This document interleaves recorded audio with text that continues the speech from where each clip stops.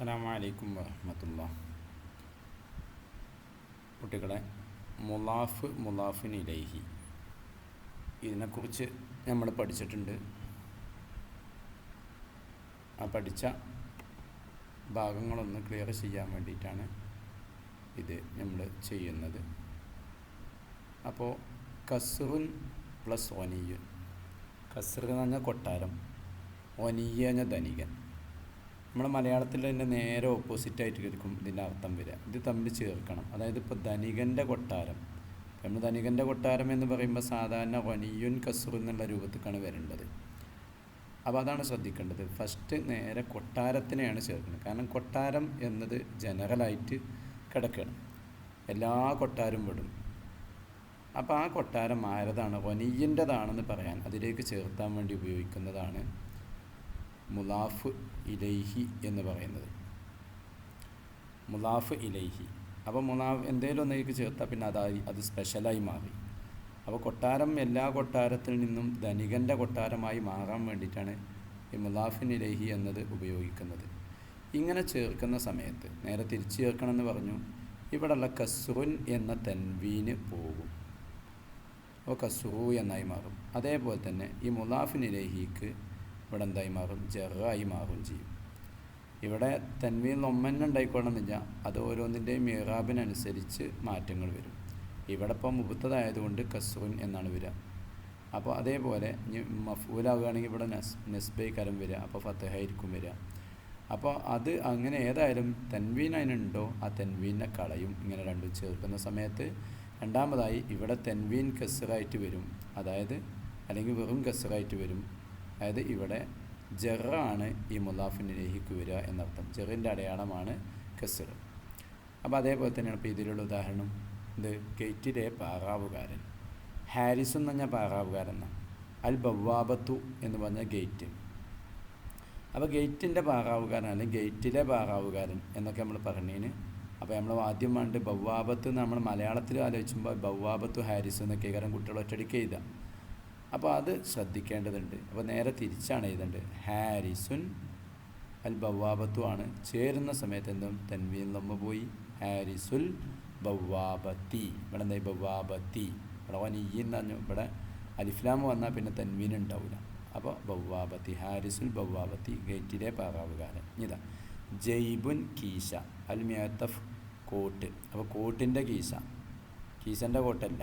അങ്ങനെയാണ് സാധാരണ കുട്ടികളെ എഴുതാൻ പറഞ്ഞാൽ അപ്പോൾ ഇതെന്താണ് അൽ മിയത്തഫു ജയ്ബ് എന്ന് എഴുതി. അപ്പോൾ തെറ്റി. അൽ മിയത്തഫു ജയ്ബ് എന്ന് പറഞ്ഞാൽ പിന്നെ കോട്ട് കീശയാണെന്നൊക്കെയാണ് അർത്ഥം കിട്ടുക.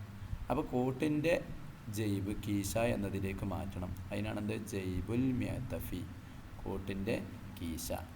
അപ്പോൾ ഇവിടെ ഇതേമാതിരി തന്നെ എന്ത് ചെയ്തു, ലൊമ്മ് തൻവീൻ പോയി, മേത്തഫി എന്നായി മാറി, ജറ് വന്നു, ജറിൻ്റെ അടയാളമായ കസ്ർ വന്നു എന്നർത്ഥം. ഇനി ഇതേപോലെ നിങ്ങൾക്കൊന്ന് പരിശീലിക്കാനുള്ളതാണ് ഈ ഉദാഹരണം. നുറക്കിബുൽ കലിമാത്തി കമാ ദറസ്ന സുമ്മ നക്തുബു മആനിഹി എന്നാണ്.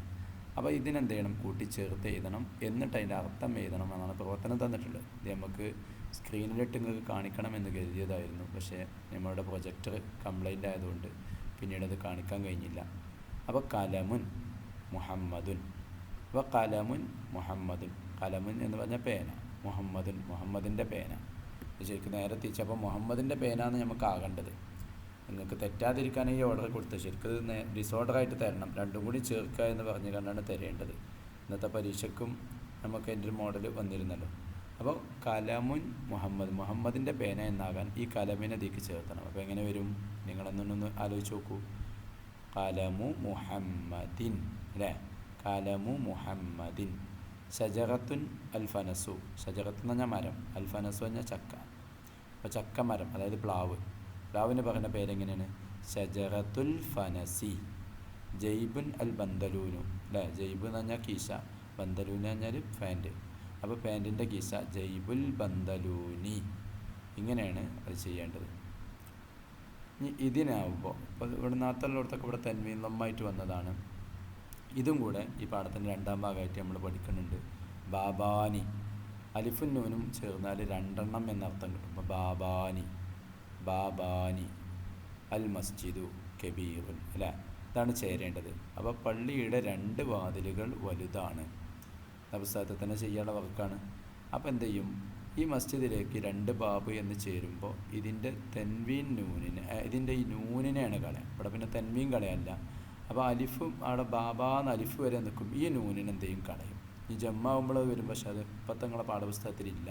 അപ്പം അത് മനസ്സിലാക്കി വെക്കാം. ബാബാ അൽ മസ്ജിദി അല്ലേ, അതിക്ക് ഇലാഫത്ത് ചെയ്യുമ്പോൾ എന്താണ് ഇതിന് ജറ് വരണം.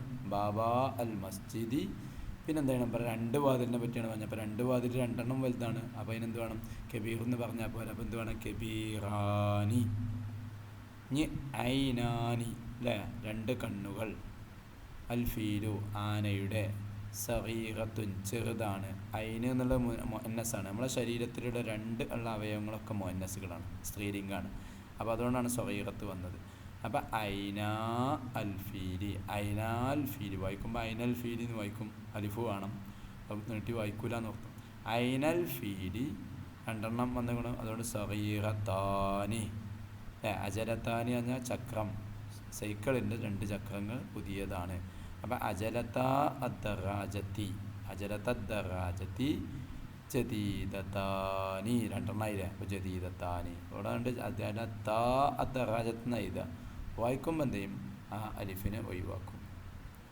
ഓക്കെ. അപ്പോൾ അതാ അതിൻ്റെ മോഡൽ ചെയ്തത് ഇവിടെ കാണിച്ചിരിക്കുകയാണ്.